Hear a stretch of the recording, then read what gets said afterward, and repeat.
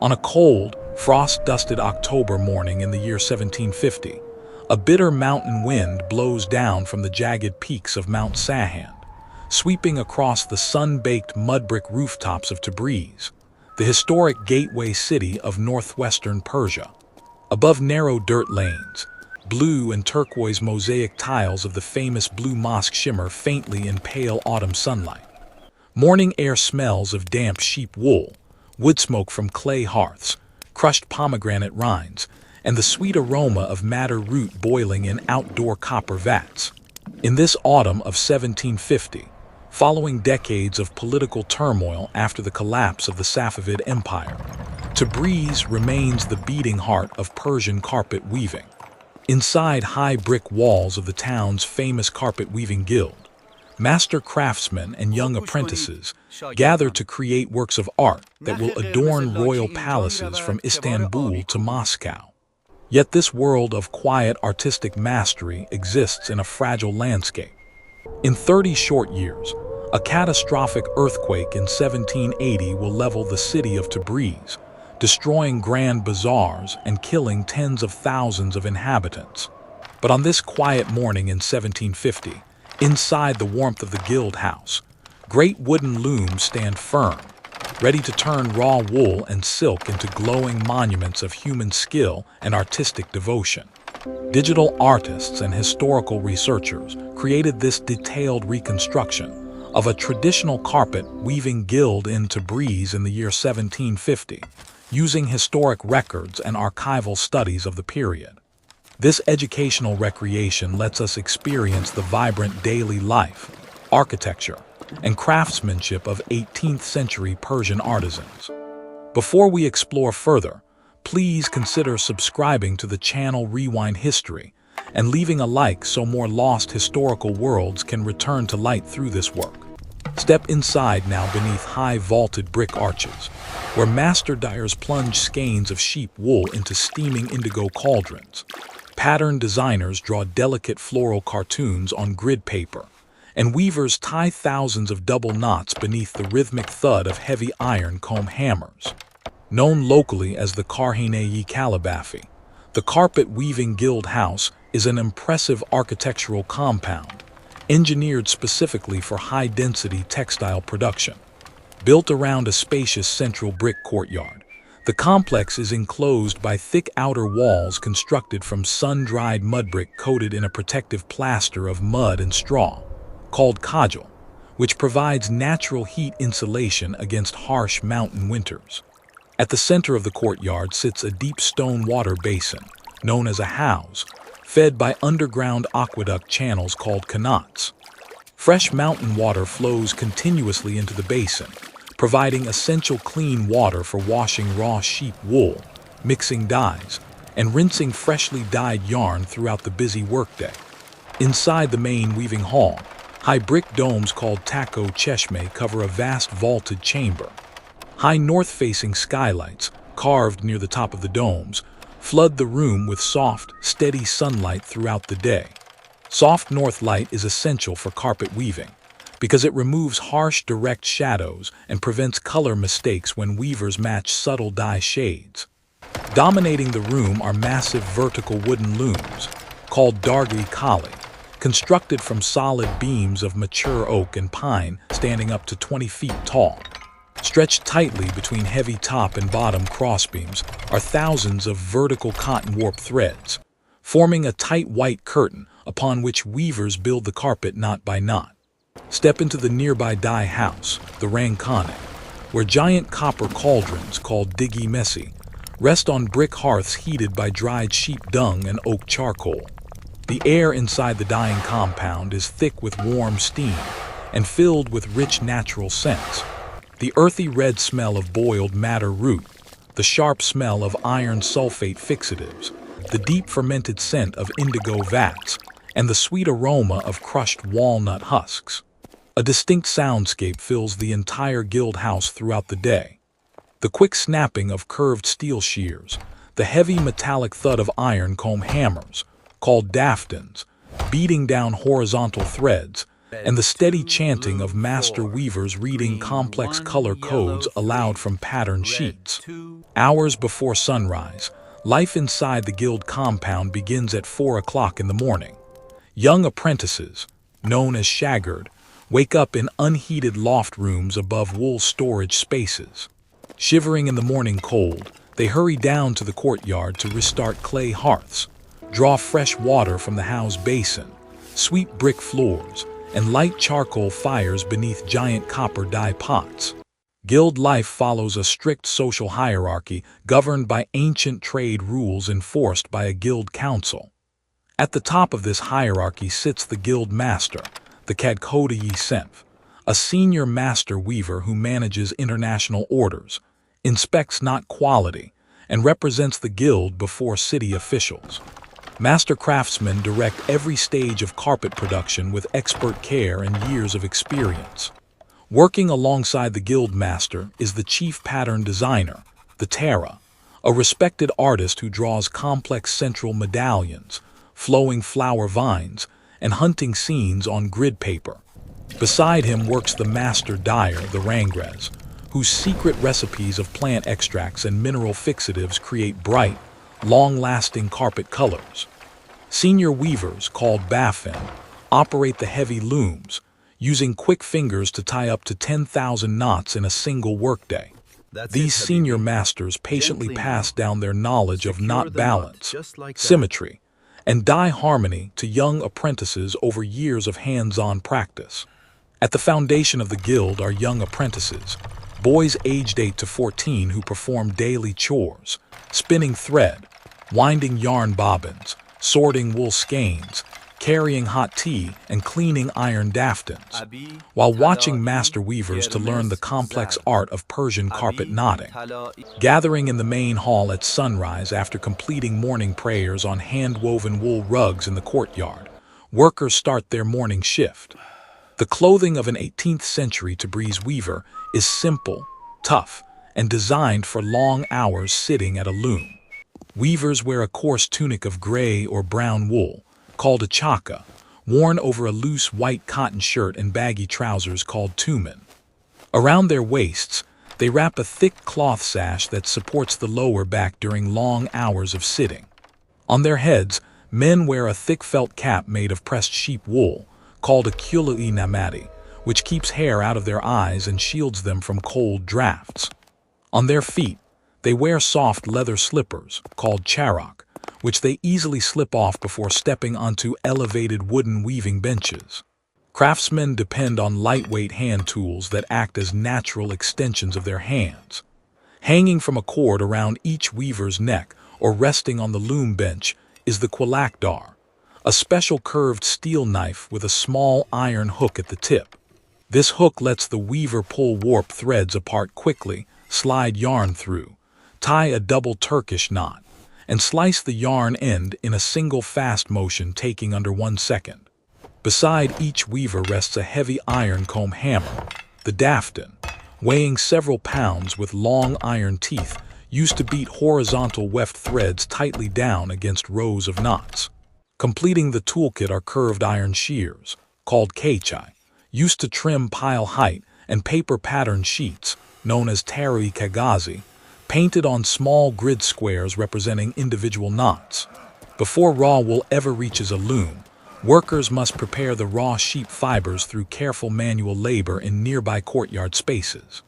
Raw sheep fleeces, heavy with natural grease and pasture dirt, are washed in warm water mixed with wood ash and soapwort root inside large stone tubs. Once dry, master wool carders, called lavāsh, use large wooden bows strung with gut string to strike raw wool fibers, fluffing the wool into light, soft clouds. Women and elder apprentices operate simple wooden spinning wheels, called kārhāneh-ye, spinning fluffed wool into strong 2-ply yarn. The spun yarn is then wound into large bundles, called kārhāneh-ye, ready for the dye vats. Natural plant extracts and mineral salts create the vibrant, long-lasting dyes inside the Reconstruction under the master dyer's watchful eye. Using recipe books passed down through generations, He prepares mineral fixatives like alum and iron vitriol to lock plant colors deep inside wool fibers. Deep crimson reds come from boiling crushed madder roots for hours in copper cauldrons, while bright yellows come from weld flowers gathered in local Azerbaijan valleys. Rich navy blues are fermented in large clay indigo vats, where yarn turns from pale green to deep blue when exposed to fresh air.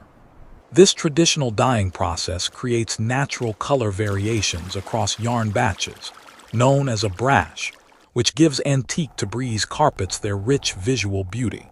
Pausing at mid-morning after 6 hours of continuous work, weavers enjoy a short communal breakfast served on wide wooden trays set upon carpet-covered floor mats.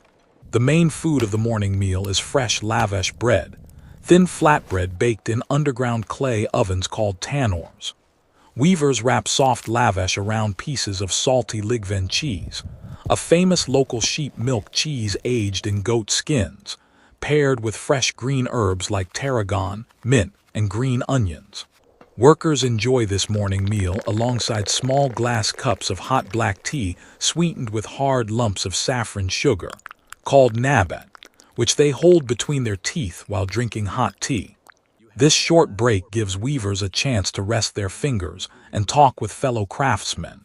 Midday brings a hearty main meal straight from the guild kitchen or local cookhouses to restore energy for the afternoon shift. The main dish of the weaver's diet is ābgūsht, a rich, slow-cooked stew made from mutton shoulder, yellow split peas, potatoes, onions, and dried limes, cooked for hours in clay pots. Weavers pour rich broth into clay bowls to soak with pieces of dried lavāsh bread, before mashing lamb and peas into a thick paste eaten with wooden spoons. Cold glasses of doogh, a refreshing, fizzy buttermilk drink flavored with dried mint and sea salt, provide essential hydration, while pickled garlic, called torshi, and wild turnips help digestion after hours of physical labor. Extensive trade networks stretching across Asia feed this thriving Persian carpet industry in Tabriz. High-grade raw wool is harvested during spring shearing by nomadic Esfahan and Qashqai herders, who graze sheep on high mountain pastures of Mount Sahan. Fine raw silk comes from Caspian coastal regions of Gilan and Mazandaran. Natural dyes arrive from distant places. Madder root for deep reds from Yazd and Kerman. Natural indigo for vibrant blues imported from India via Persian Gulf ports. Yellow weld from local meadows, and dried pomegranate rinds from Save orchards. Once completed, Tabriz carpets are packed into waterproof oilcloth bales and carried by camel caravans along ancient trade routes to large covered bazaars in Tabriz, Esfahan, and Istanbul, reaching wealthy buyers across Europe and the Ottoman Empire. Rhythmic labor fills the afternoon hours as weaving teams sit side by side on long wooden planks suspended across loom frames. Working together across a 20-foot carpet face, 4 weavers move in complete harmony from left to right. Quick fingers tie symmetrical double knots, known as the Turkish or Giord's knot, wrapping yarn around 2 adjacent warp threads before pulling it tight and slicing it free. This synchronized movement of 4 pairs of hands creates a steady, musical rhythm across the loom hall.